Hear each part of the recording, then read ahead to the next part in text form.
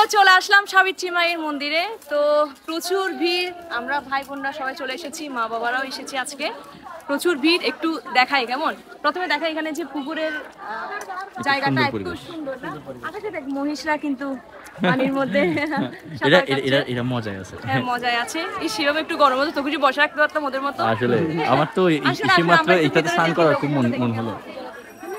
শুভ অনেক বেশি ভালো লাগছে, প্রচুর মানুষ, প্রচুর কিছু চূড়াটা আছে না এখানে প্রায় আজকে তোর 300 প্লাস পুজো হবে। আকাশ মেঘলা, মনে হয় বৃষ্টি আসতে পারে। আমরা আকাশ বৃষ্টি চলে এসেছি ভাই বোন। হ্যাঁ আমরা আছি মানে এখানে বৃষ্টিও হবে, তোর সব হবে। আজকে মায়ের মন্দিরে মাকেও দেখাবো কেমন। আসো একটু আচ্ছা আমাদের পরিবারের সাথে একটু ঘুরে আসি। তো মা একটু হাই দাও তো। ওমা এটা মাসি, হাই হাই। আচ্ছা হাই, এটা মাসি, মাসি মাসি লজ্জা পাচ্ছে। আচ্ছা আমরা অনেক অনেক দর্শনার্থী এসেছে, অনেক কি বলবো। আর এদিকে হচ্ছে আমার একজন বন্ধু আছে, হ্যাঁ সে খুব ব্যস্ত শুধু টাকা নিচ্ছে আর টাকা নিচ্ছে। সুপ্রদীপ এই সুপ্রদীপ, তুমি কিন্তু এখন ব্লগে আছে বুঝছো, ঠিক মতো নাও। আচ্ছা মায়ের মন্দিরটা একটু দেখাই।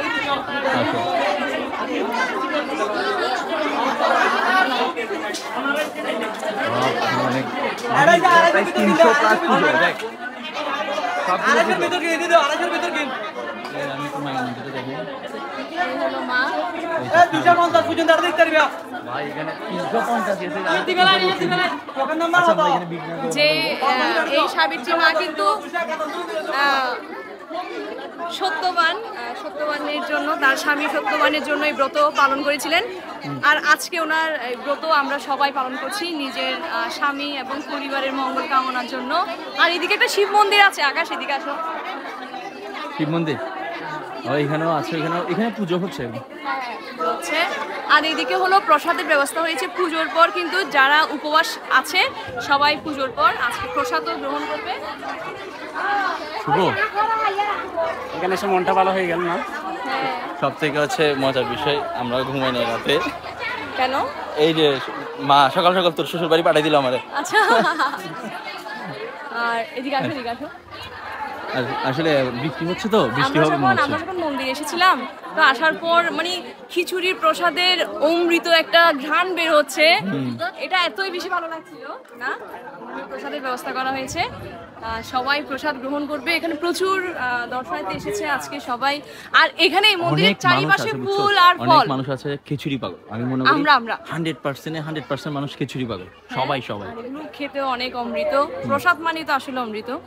তো এখানে কিন্তু প্রচুর ফুল এবং ফলের গাছ লাগানো হয়েছে, যার জন্য পরিবেশটা এত বেশি সুন্দর।